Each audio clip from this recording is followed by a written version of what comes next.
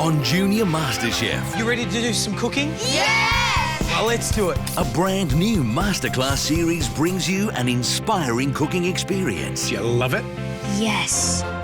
In a MasterClass first, our next generation of cooks will be in the kitchen alongside our greatest chefs. So that means you'll cook along with us. So you ready to go? Yes!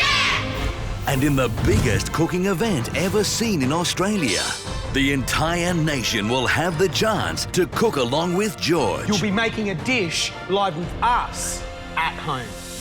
But to kick off MasterClass tonight, Gary gives an Austrian classic a modern Aussie twist. You'll be really popular if you make this Schnitzel and tomato salad. Guest chef Mark Jensen, a master of Vietnamese cooking, shows us his famous fresh style. Simple, but how healthy and nutritious is that as well? And MasterChef favourite Po Ling delights us with a springtime dessert. The most important thing, Taste!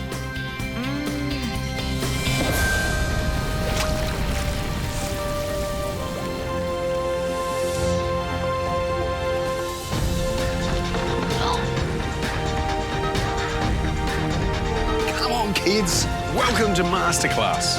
Wow, look at this place. Are you excited? Yeah. Wow, take a look around.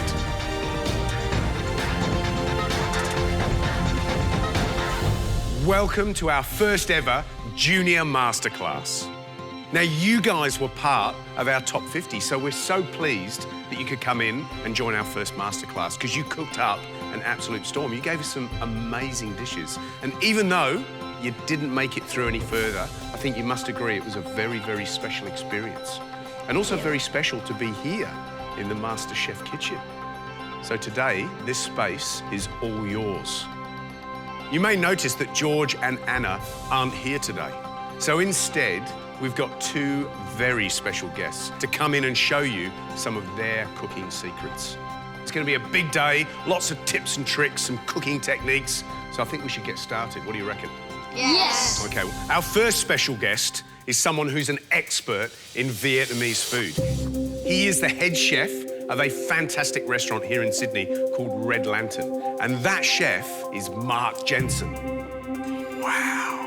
Our second guest, you're going to know this person, and I think you're going to be very excited when you find out who it is. I'm excited because I haven't seen her for quite some time.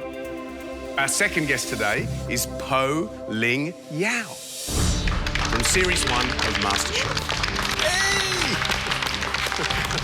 How you going? All right. Brilliant to see you. Mark, how are you? Great. Hello, guys. Hi! Such a great pleasure to be here. How exciting is this? So, Po, it's been a year, Yeah. maybe a little bit longer, since you've been in this hallowed space. And, of course, you've been doing your own television program Yes. on ABC TV, Yep. which is Po's Kitchen. Yeah. How exciting is that? Oh, it's incredible. I mean, I feel like the luckiest girl in the world, really. You are the luckiest girl. Yeah. Well, it's great to have you on the show. Great to be back. And, Mark, Gary. I don't want to, No. Po's stealing the thunder Well, a bit, I but can see why. It's like, thank you for coming on board. What is it that you love about food? What's the thing that gets you going? really gets me going. Well, I just think that produce really, like, you know, you walk to a market. So this is a really good tip, like go to the markets. There's lots of farmers markets. Go and see the stuff laid out there. You walk through and you just get inspired by all this stuff. Yeah. You just think, wow, I'd love to cook this vegetable that way, or, you know, it just keeps turning, you know? Gee, let's not waste any time. I think we should start cooking, don't you? Yes! So the first dish we're going to cook is a chicken schnitzel with grilled eggplant, heirloom tomato salad and fresh mozzarella. A really simple dish, but a nice one to learn how to do. And you guys, you've got your cooking stations behind you, so you're all going to cook along while I demonstrate. And Po and Mark are going to be there for a bit of support and help you. So you ready to go? Yes. Ready to get cooking? Yes. Give me that yes, chef. Yes, chef! Come on then, get cooking, back to your stations. Go on, guys, off you go. Right, first step, chicken breast. Have you got one? Yeah! Right, I'm going to show you how we cut those little pieces, because then what we're going to do is just going to bat them out very lightly, because with a chicken schnitzel, you want to make sure that it's nice and even, and it's quite thin so that it cooks quickly, all right? So the first thing we're going to do is we're going to cut it so we get 3 nice equal-sized pieces from the chicken. So I'm just going to cut that across on a little angle, all right? And what I get is a nice little, what we call a scallop, or a little collop of chicken, all right? And that's what you've got on your plate, because we're going to then tap that out slightly so it's a little bit thinner and more equal in thickness across the whole breadth of that chicken, all right? So cut another one, all right? So you could actually just pane or crumb that easily, but what I like about a schnitzel is that you get that maximum amount of crunch, so the maximum amount of crumbing. So we want a slightly wider surface area. So what I want you to do is put your chicken at the top of the board, right? And then I want you to grab some cling film, which is under your bench. And then I want you to stretch the cling film across the board, okay? And then just tear that off so your board is effectively covered in cling film, all right? You got it? And then what I want you to do is pop those 3 pieces of chicken onto the cling film. And then I want you to stretch another piece of cling film over the top and just put your hand on top of each piece of chicken just to stick it down. So you've got basically a chicken sandwich in between cling film. Now what that cling film allows you to do is to then gently bat out or hammer that chicken so that you can make it thinner. Now, watch the next bit, and this is very important. So I start on the right, and I go left, and then right and go left.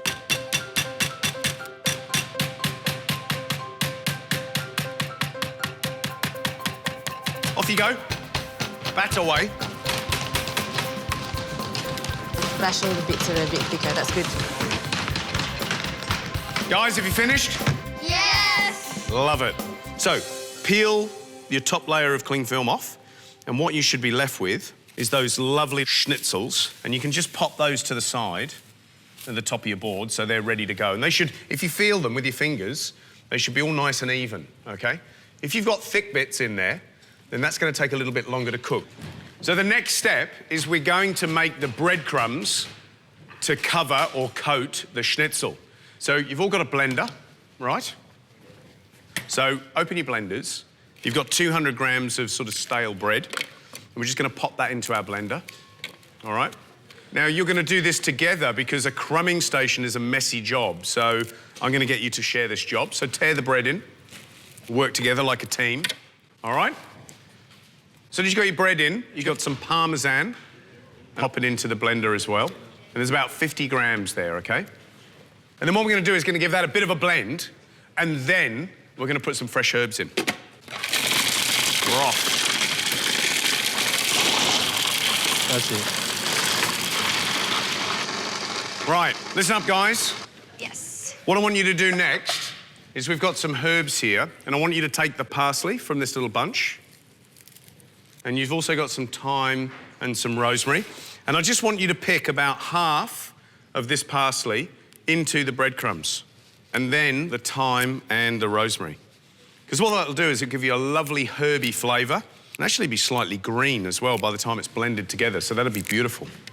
A little pinch of salt, okay?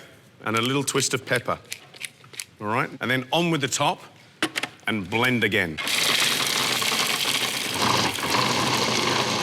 Just use the poles. Okay. Now, you guys all done with your blended crumbs? Nearly. Yep. Right. So breadcrumbs into a bowl, all right? That's going to be the last thing on our line. And then you want 2 other bowls and a plate. Into the first bowl, flour. Along with the flour, a little pinch of salt and a little twist of pepper, because we're going to season at each stage. Not too much pepper. Into the next bowl, you're going to crack 1 egg. And you're going to add a little dash of milk, probably about 2 tablespoons full. And then just mix that together so it's not like a little omelette, like it's a little egg mixture. Just use a fork to do that. Okay, now you know how to set up a crumbing station. You have to listen very carefully. One person has wet hands and the other person has dry hands. That's why you're going to work in 2. Otherwise, you're going to get really messy. Okay, chicken into the flour, right? Dust it either side. Give it a little pat, and then pass it to your good friend, Mr. or Mrs. Wet Hands, right? And they put their chicken into the egg, right? Now, Mr. or Mrs. Dry Hands come round to the breadcrumbs, And the person who's doing the egg dips it in the egg, right? Lifts it up, lets the egg drain off and just wipes off any excess, and then passes it to the person who's got the dry hands. Now, because you don't have that egg over your hands, unlike me, you'll be able to just pat that all over with the breadcrumbs and make sure that you've got a nice little crusty coating of breadcrumbs on the top of the schnitzel. How's our schnitzels, Mark? Are they looking all right? They're coming along very nicely. We reckon we could get them working in our kitchens. I've already signed them up. I've signed a couple already. Now, I think you guys have got this next bit already prepared, but I'm just going to show you, with the schnitzel that I'm doing a little heirloom tomato salad, which is a salad made with lots of unusual types of tomatoes. Now, in that salad, I'm going to put some grilled eggplant. So all I'm going to do is just slice these Lebanese eggplants, and just a couple of mils thick, and I'm just going to pop them onto a plate, drizzle them with some olive oil, sprinkle of salt, and a little bit of pepper, and they're ready to grill. So what I've basically got is the crumbed schnitzel, which you guys should have, all nice and rustic, all bobbly and bubbly, so they'll go crunchy, and flavoured with all those beautiful herbs. And then we've got our eggplant that's ready to grill. So we've made our chicken, we've crumbed it, we've battered it out, and then we've also sliced our eggplants and put a little bit of olive oil on. So now we're going to cook. So first up, we're going to put the eggplant onto the griddle plate. The eggplant are going to take a few minutes longer to cook than the schnitzel. So what we want to do is give that a head start. Now, they'll take about 4 minutes aside. And what we're looking for is a nice golden brown with that very distinct bar mark, which gives it that little charriness that we like. If your eggplant's starting to colour, then I think what we can do is do 2 jobs at once, and that's put the chicken into the pan. So what we're going to do is take a little bit of olive oil, about 2 tablespoons, and pour it into your frying pan. And you can be quite generous, because the key here is to make sure that the breadcrumbs on the chicken are going to be really crunchy, okay? So when you're dealing with a hot pan, just make sure you don't throw anything in, that you just lay it in gently, because if you throw something in, it splashes, okay? And you should have a very gentle sizzle. So if you listen to the pan rather than look at it, you'll just hear this gentle shushing. Now you've got 2 jobs to do. You've got to fry your chicken. They take about 3 minutes aside, and you've got to keep an eye on your eggplant. Ah, that's really good. How are you going, Josh? Good. Looking nice, sizzling along, smelling good. Poe, how are these guys doing? This is the first dish of the day. I'm really, really impressed. Really impressed? Yeah, yeah. I'm so proud of you guys. I can see all these lovely schnitzels, golden brown on both sides and crunchy.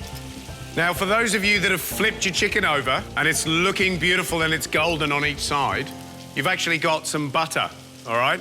And what I want you to do is take about a tablespoonful of that butter and turn your pan down and drop the butter in and around the chicken so it gets all bubbly and brown, okay?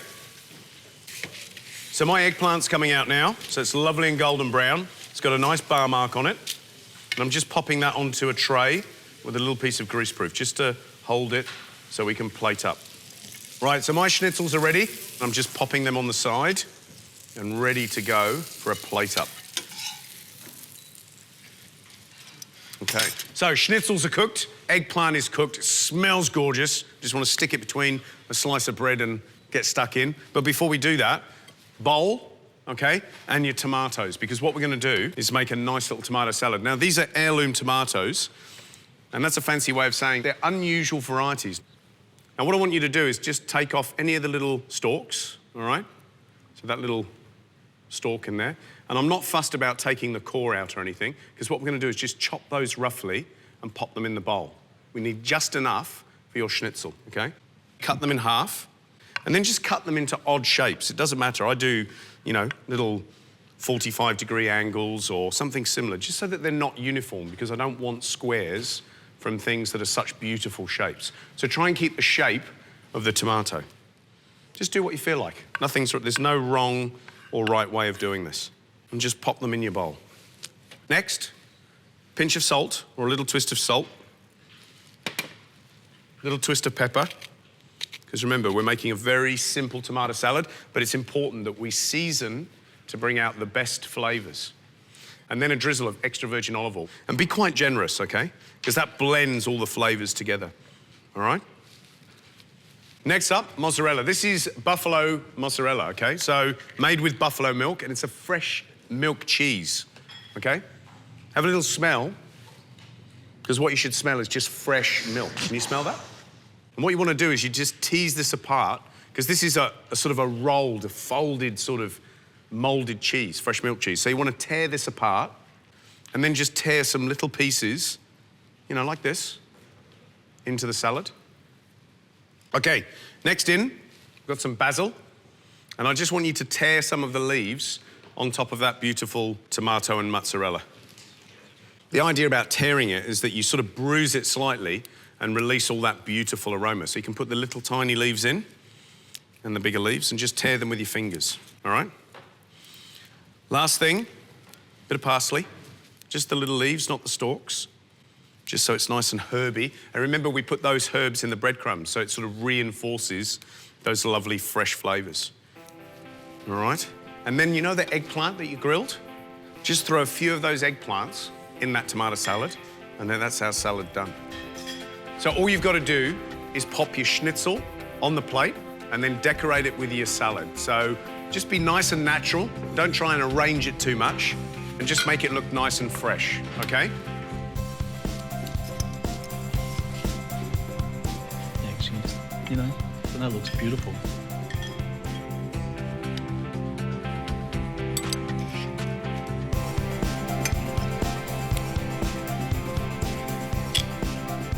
Is everybody happy with their dish? Yes. Brilliant.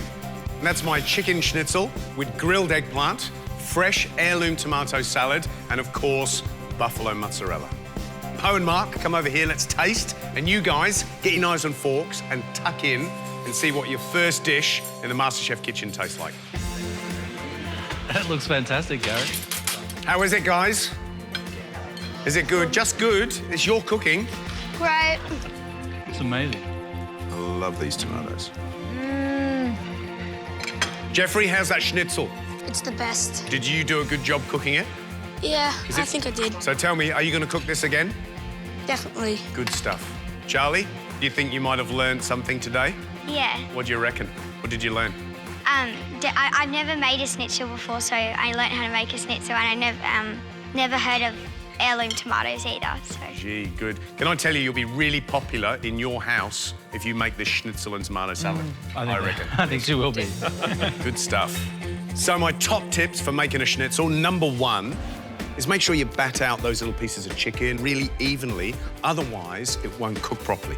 Number two, fresh breadcrumbs make all the difference. And top tip number three, it doesn't have to be a classic schnitzel with that sort of bubbly sauce and grilled cheese on the top. Use fresh mozzarella or the heirloom tomato, something interesting, fresh and summery. That's what makes it special for me. What's great about a schnitzel recipe like this is simple, number one, using fresh flavours, and all those ideas and those techniques transfer into other recipes, which is great. You've got to bank it. So I hope you've learned something. Now get ready for the next recipe. Next up on MasterClass, we're going to make a dish that is a staple of Vietnamese cuisine. This is an absolute necessity if you cook or love Vietnamese food. And it's called a pho, which is a traditional Vietnamese soup. So, Mark, you're going to teach us your version of a Vietnamese pho. Now, first up, we're going to make a chicken stock for the pho, which is the soup. Yes. OK, brilliant. So we've got chicken wings. Why chicken wings? Chicken wings, because I love that dark meat. I love that lovely, intense flavour. So let's put the chicken wings into the pot. And how many chicken wings have you got there? What sort of weight is that? I've got 1 kilo of chicken wings. Brilliant. To the chicken wings, I'm going to add 2.5 litres of water. OK, and that's just cold water? Cold water start. And why is it important to put cold water in rather than hot water?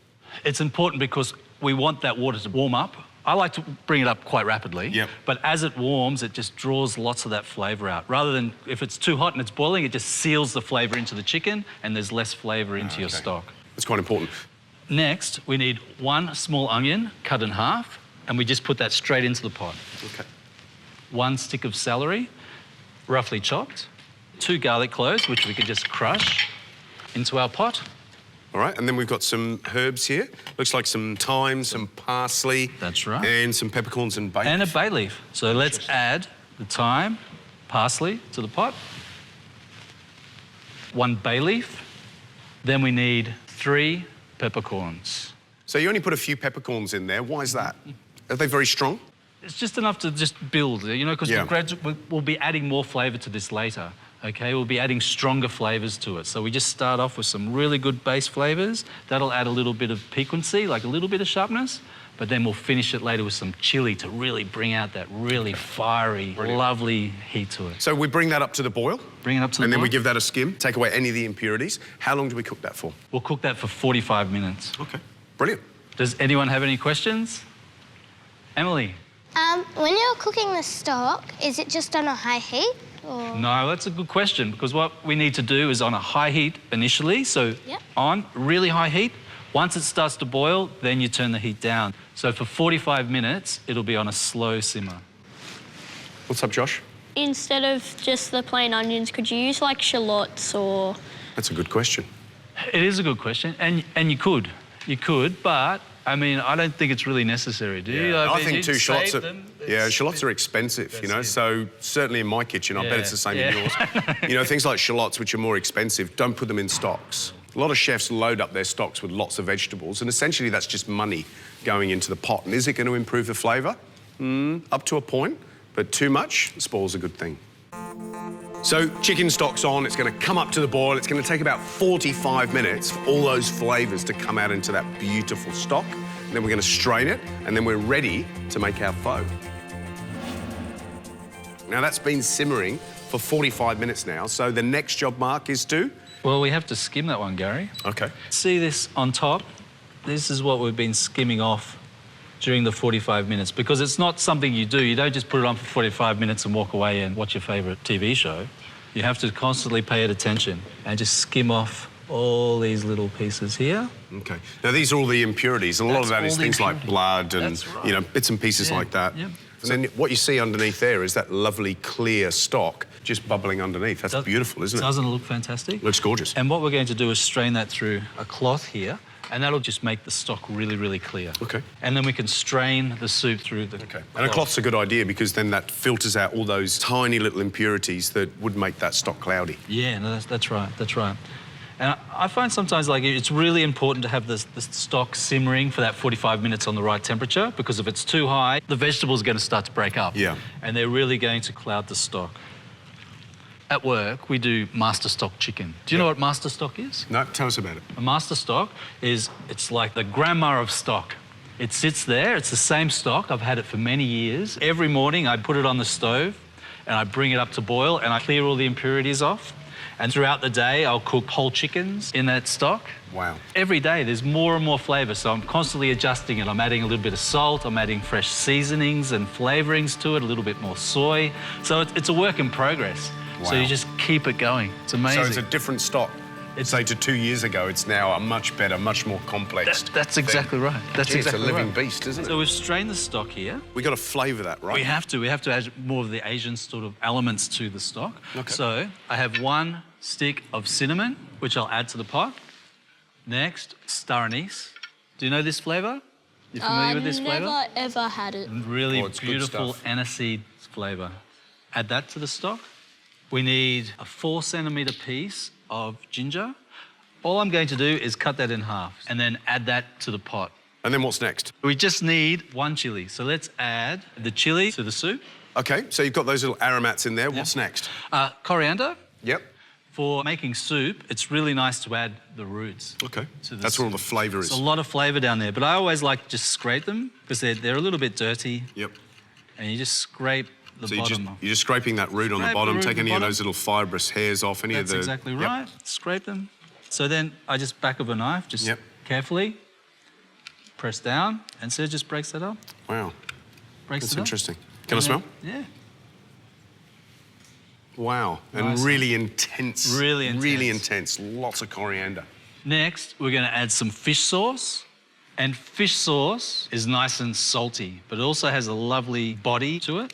So you're putting the fish sauce in for the salt, but also some background flavour in there as well. Background flavour, that's right. For this quantity of soup, I'm using 2 tablespoons of fish sauce. OK. And next in? Next is some tamari. Which is soy sauce? Soy sauce, that's right. So I'm going to add 3 tablespoons of soy sauce. and this just gives it another note. Finally, I'm just going to add the juice of half a lime. Gorgeous. So you've got some salty notes in there, some sort of lightly fishy notes from the fish sauce, and then the acid, that lovely zesty acidity from the lime. Brilliant. And the acid brings it all together. Okay, so that's the basis of the soup. The flavours are in there, and now what we're going to do next? Okay, we're going to prepare the other ingredients for our soup, like the garnishes, because this is a chicken and vegetable pho. Okay, brilliant. So we've got carrot sticks, That's right. and then you've got some capsicum, Capsicums here. some snow peas, Exactly right. and some mushrooms, Beautiful shiitake mushrooms, fresh shiitake mushrooms, some enoki mushrooms. and then also some spring onion. Yeah, that's right. Which we've shredded Yeah, as well. that's it. And then also some little Bean sprouts. I feel healthy already just Good. looking at I all do. these things. Can you pass the bowl there? Yep. Gary, we need a bowl for this. So first off, I'm going to put the rice noodles into the bowl. You can pre-blanch those in some boiling water, but in this case, what I'm going to do is they'll be fine because we'll ladle the stock over and that'll heat the noodles through. So add some carrots to that, some red capsicums there, some snow peas. So about 15 grams of every little thing here. Some bean sprouts. Doesn't that look great? See how it just stacks up and looks really lovely? These shiitake mushrooms, let's just sprinkle those around the side because they Lovely. look so nice. Enoki mushrooms on top. Beautiful. So then, look at that lovely colour, Gary. Look. Beautiful. So you're just ladling that hot, fragrant stock over the noodles and all those beautiful vegetables. All those vegetables. So look at delicate. that. Look at how that comes together. Absolutely lovely. And very simple ingredients. Simple, but how healthy and nutritious is that as well? And then some spring onions on top. And taste. You can always have a little taste. Tastes delicious. Tastes really fantastic, but you know what? Just a little squeeze of lime just to really bring out that Just flavour. zest it up. And to finish the soup, I add some Vietnamese mint, a little bit of coriander, and finish it off with some finely sliced chili. Here it is, my chicken and vegetable pho. Right, our top tips for making a great chicken stock and, of course, a great Vietnamese pho. We suggest using chicken wings because they've got lots of flavour. They're really meaty, lots of meat and knuckles on the bone. You get lots of flavour from that. Number 2, bring the chicken stock from cold up to the boil, skim all the impurities from the top, and then reduce to a simmer, and then cook it for 45 minutes, and you get a beautiful flavour. My tips would be always taste the soup through different stages. And when it comes to seasoning, don't over-season. Remember to add a small amount and then increase it. Right, there's only one thing left to do, and that's taste this beautiful pho. So volunteers? Oh, I'm not sure. Georgia, Joshua, and Emily. Up you come. Right, grab a spoon, grab a fork, and I want you to tuck in and just tell us what you can taste and what you like. And what you don't, if you feel that way. I want to know who's going to try those slippery noodles down in the bottom. Emily's searching for them. Yeah. She's in there, she'll be the first. Nice, see, you got it on your cheeks and everything. It's great. Georgia, you tell us what you taste. Well, I was kind of surprised because I saw the chilli and went, but there isn't actually a lot of chilli, and the lime is really yummy in it, actually. So. And Joshua, what do you think? I really like the ginger. It was like a background taste to it. And I really like the crunchiness of all the vegetables, like the bean sprouts and the spring onions. And lovely. I reckon the noodles gave it a nice softness. Beautiful, nice and healthy. Yeah. And what about you, Emily? What do you reckon? Well, I was quite surprised with the fish sauce and the soy sauce, how salty it made it without actually having to add salt. That's a good point, isn't it? That's a really good point. So yeah, it kind of made it that salty wow. Yeah. Salty wow, I like Yeah, I it. love that too. You're going to give it a go? Yeah. Yeah. Brilliant stuff. Okay, thanks, guys. Take a seat. So it just goes to show how easy it is to make a delicious Vietnamese pho. Thanks to Mark Jensen. He's brought us his lovely recipe. And now you guys know how to make it too. Thank you, Mark. Great job. Thank you, thank you. Right, now, time for our next cook-along. And this dish is a beauty. Very simple. And I'm going to throw to Po to tell us what it is. What are we cooking? Today we're going to be making a vanilla yoghurt panna cotta with a raspberry jelly and a pistachio tuile. Ooh, sounds beautiful. Who's made a panna cotta before? Ah, see, we've got 2 in the crowd that have done it. Now, panna cotta. Yes. It's a cooked cream, Yes. isn't it? So nice and easy to make. Now, you've got a jelly in here, so what are we going to make first, panna cotta or jelly? We're going to make the jelly. Okay. So to make a jelly, we obviously need gelatin. So we've got gold gelatin leaves here. And gold gelatin is one of the strongest, Yep. which is really good. And you get powdered gelatin as well, so Yes. that gets soaked in cold water. So, guys, you're going to grab your gelatin and stick it into your cold water so it's nice and soft. Just make sure they're all submerged and let that soak. What you want is the gelatin to go nice and soft and pliable so that it actually melts into the jelly. That's the whole idea. Yep. Now we're going to make the raspberry infusion. Yep. So we've got fresh raspberries. That's 150 grams. And then next, 100 mils of water. Pour it on top. Yep. Next is 30 grams of caster sugar. Got it, guys? Easy? Okay, what we want to do is actually pop this over the double boiler, and what we're doing is actually making a raspberry infusion. So we want to infuse that water with the raspberries, and then later we're going to add the gelatin. So your water shouldn't be boiling feverishly, it should just be simmering on a medium heat. Brilliant. So what that does is it just allows the raspberries to infuse with the sugar and take all that flavour from the raspberries into the jelly. Yeah. Wow, that's easy. Now you want the mixture to be sitting on here for about 3 to 4 minutes, and the sugar would have dissolved, and the liquid will start to go a bit pink. Okay, fantastic. So what's next? The jelly's on the go, and then we're going to pop those into little moulds? Dairy moulds. Okay, beautiful. And these are handy little things. So what we're going to do is then pop the jelly and the raspberries in the bottom. Yeah. Fantastic. So everybody got their dairy-alls? Yeah? So guys, you want to agitate it a little bit, but very, very gently, because we don't want to destroy any of the whole raspberries, because we want to use them for the bottom of the mould. And you can see the colour starting to come out already, and the sugar's dissolving, so I bet that tastes beautiful. Smells gorgeous, doesn't it? Okay, guys, is your infusion looking really nice and pink? Yep. Yeah, and you can smell the raspberries. That's good. Now, we're going to add the gelatin into that mixture. So, when you pick a gelatin up, it should be this sort of really wobbly... Nice and squidgy and squidgy. soft. Whoops. That's good.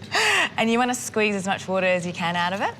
And you want to do that because otherwise you end up with more liquid in your jelly. Yep, and it's going to dilute the beautiful raspberry mixture that you've got there. So everybody squeezing their gelatin? Yeah. That's it? Great. And what you want to do is stir it really gently again and make sure that all that gelatin is beautifully dissolved. That's dissolved instantly. That's gorgeous. So everybody, you can turn your stoves off now because you've made the jelly. Now, with your gloves on, take your bowl off. And what we want to do is spoon 4 raspberries into each of the dairy moulds. Now, the idea is we want to see the whole fruit when we turn it out, so be really nice and gentle. And then what you want to do is spoon 2 teaspoons of the liquid over the raspberries. So 2 teaspoons of liquid. That's it. Brilliant. Obviously, as that cools down, that'll set really quickly in the fridge, about 20 minutes. So that's what we're going to do now. We're going to put these into... Well, because we're glamorous here in the MasterChef kitchen, we've got a blast chiller, so we're going to do that for 5 minutes in blast chiller. Okay. But if you're doing it at home, you'd probably just leave it in the fridge for like, I don't know... 20 minutes, I reckon, we'll set it. Next, we're going to do the panna cotta, and that's the easiest thing to make. First step, again, the gelatin. So soak that in water. That's 3 gelatin leaves. And often panna cottas don't have gelatin in, do they? Because panna cotta just means cooked cream. Yes. But if you want it to be like a little bit wobbly, like ours is going to be, Yes. then you need a couple of leaves of gelatin. And then we're going to heat the cream. Has everyone got their pot on the stove? Turn it to about a 7, which is a medium heat. And then pour 375 mils of cream in. Beautiful. Next is your 45 grams of icing sugar. And that's just to sweeten. Yep. And also just balance the top and the bottom. So, Yeah. you know, the top's a bit sweet, you can probably afford to not have as much sugar on the bottom. Beautiful. How long will that take to warm up? What do you think? 3 to 4 minutes? Yeah, 3 to 4 minutes I think will be good. And that'll allow the sugar to dissolve and that natural sweetness to come through. Guys, you're going okay? None of your cream's boiling? It's looking all right? So as soon as you've got to that point, you can just move your pot off the heat, and then I think we're going to add the gelatin, is that right? Again, same process. Grab your gelatin and give it a nice thorough squeeze. Get rid of all the liquid. So basically you've put the gelatin into the cream and you're just stirring it, and it's nice and warm, you can see, and that just dissolves any of the lumps of the gelatin. That's great. Easy. And that's all it is, in essence, isn't it? Yeah. A cooked cream. That's done. Beautiful. So what's next? Just transfer your pot onto the bench. Yep. I've got 180 grams of full-fat yogurt here. Everybody got a whisk? Just whisk it in. And again, we really just want to incorporate the yogurt. You don't want to whisk it to incorporate too much air because when it sets, you're going to get all little bubbles. And you want it to be really smooth, so you don't want bubbles. OK. So yogurt's in. What's next? And then just a teaspoon of vanilla bean paste. We can use a vanilla pod if you want, of course. So this is the stage where you can infuse flavours into the panna cotta. I've done a lime one before. Oh, yeah. I love things like rosewater or elderflower because that's lovely. Yeah, or lavender. Really subtle. Lavender. I just made a lavender ice cream recently. Gorgeous. Yeah. So it's done. Now you want this mixture to cool down because you don't want to pour it into the dariel moulds with the jelly which set because you'll actually melt that again. So you want this to cool thoroughly before you pour it in. So you want those two separate layers, otherwise it'll all just blend together. Yes. OK. Who's dipped their finger in? Yay! Go on, dip your finger in, have a taste. That's what it's all about. Gary, this is really nice and cool now. So we're ready to pour into the dariel moulds. Yeah, OK. So I'll grab them out of the chiller. Yeah.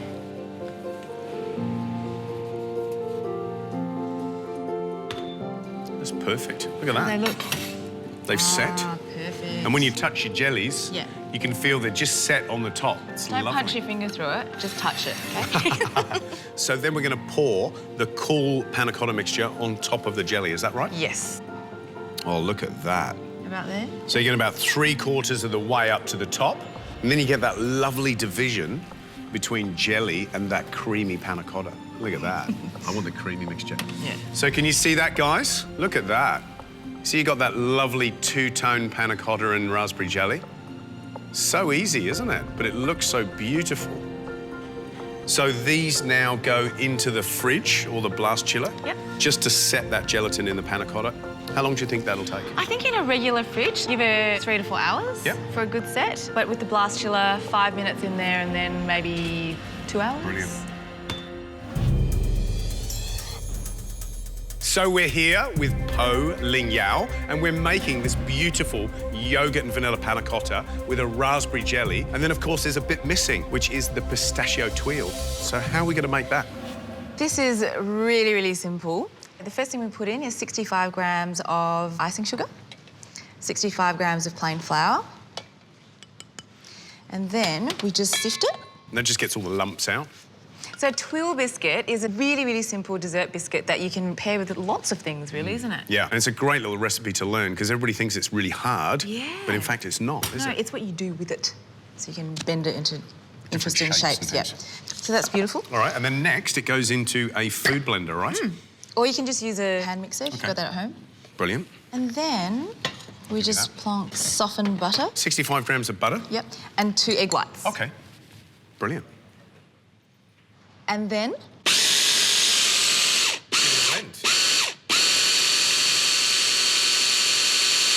How simple is that? Love it. You could do that blindfolded. That is amazing. So basically, give it a good old mix until it's incorporated. The butter's nice and soft. You get this pasty. Show them the pastiness. So you get that lovely stuff. You know what's really delicious about this? It tastes great raw. You're going to do that. Tastes good. OK, so what's next? We're going to get a piece of acetate. So that's just a piece of plastic with a circle cut out of it, and we're going to use that as a stencil.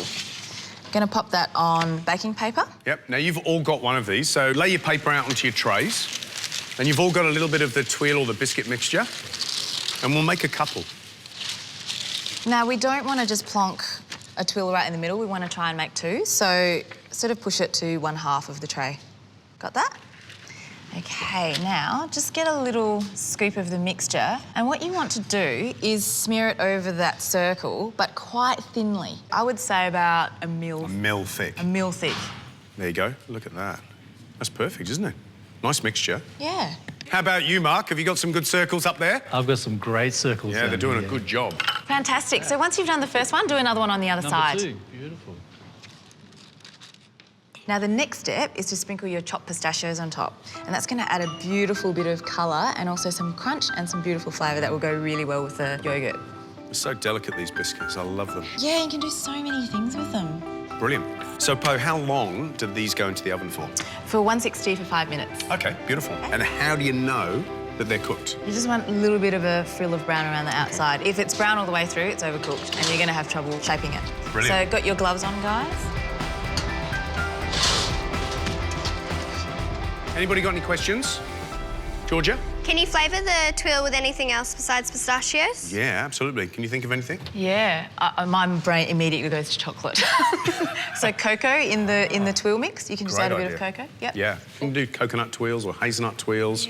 You know, pistachio are great. I love pistachio. Yep. Should we have a quick check of these little tuiles and see if they're starting to go brown? Because they look like they're just changing colour. Ooh, they're nearly done, aren't they? I think they are. In fact, they are done. Look at that. That's perfect. So what are we doing? We need to lift it. Are they hot? No, they're not actually. We're going to put one that way with the nuts facing up, and the other one we're going to fold the other way, so with the nuts facing down. Cool. So are yours starting to go golden brown now? Yep, you're ready. Put it out. Oh, look at that. That one's perfect. That one needs a little bit longer. This one's okay. So you got one curved one and one flat one, that's fine. So how quick and easy was that? Very good. And we've got a whole other element to the dessert. Gary, don't So, they look beautiful? panna cottas are ready. Yeah. The tuiles, the biscuits are ready, and these look absolutely special. They're so gorgeous, delicate aren't and they? lovely. So how are we going to plate this up then? We've got a little pan of simmering water here. Guys, just be very careful because you're dealing with hot water. It's not boiling, but it'll still burn, OK? So you just got to drop that in very gently and count to a slow 3 and then lift it out. And then remember, we've got to release the vacuum or the air. I'm going to go and help kids. Okay. Now, what we need to do is when you take it out of the pot, get your knife, be really, really careful, and just slide it down the side of the Dariole mould. And what you want to do is release the side so that a little air pocket begins to appear, and that will creep all the way to the bottom of the mould. Start here on the top. Just run it around there. Oh. You see how it opens up the air pocket there? Yeah. That's what you want to do, OK? Then what you've got to do, you just got to release it underneath there. Stuck, is it? It doesn't want to come out. And then you want to just keep squeezing the mould and easing that panna cotta out. And you'll find that it will begin to release itself. There you go. Oh, there we go. And I love the jelly. You We can lost try your another jelly. one. Let's try the other one. Tip that and see what happens. Okay, so on one side of your plate, you should have one beautiful, turned out, glossy panna cotta. And then on the other side, we're going to use our tuile. And you can just arrange those attractively on the plate. And then just arrange your few raspberries around the place. Gorgeous. And I love the raspberries. They look so beautiful. And you get that nice contrast between the fresh raspberries and the little steeped and jellied ones. Done. Love it.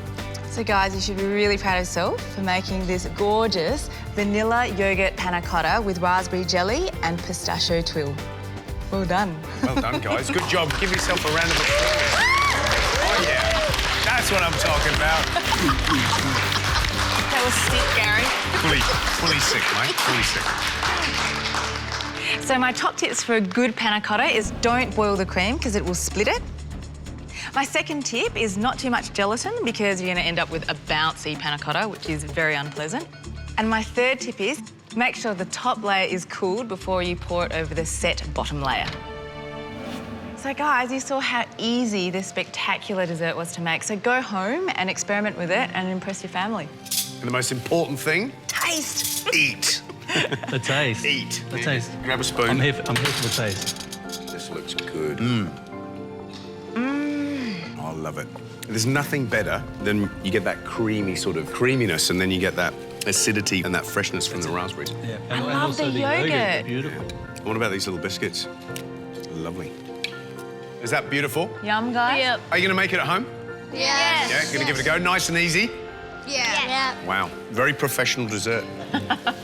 Emily, how does that taste? Great. do The you think? creaminess of the panna cotta with the crunchiness of the tuile, really good together. And what about that fresh raspberry jelly? Do you reckon that's the best jelly you've ever had? Yeah. It's good stuff. And Tuile, did you love that? I really liked the yogurt and the raspberries and jelly together because they really work. It's lovely, isn't it? It's nice and cleansing because that yogurt, because it's got that acidity there, which is beautiful. Yeah. Good stuff. You know what I reckon, guys? You've learned 3 fantastic dishes today. You did the schnitzel, you did the pho, and then finishing off you've got this lovely panna cotta from Po. And they're 3 beautiful dishes that you can take home, you can practice, you can show your family and your friends, and really impress them with your cooking skills. And I hope you had a fantastic day in the MasterChef kitchen. This is a very special place for us. And of course, you got to watch Po cook and Mark cook, and of course, me. So I hope you had a brilliant time, and thanks for coming. Well done.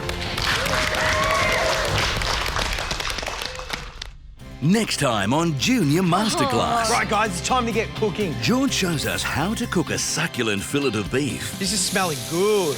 Anna unveils a tasty smoked trout lasagna. Who wants to taste some? While Gary goes French with his outrageously delicious dessert. Sugar and chocolate. Ready? In. Oh my God, it's so good.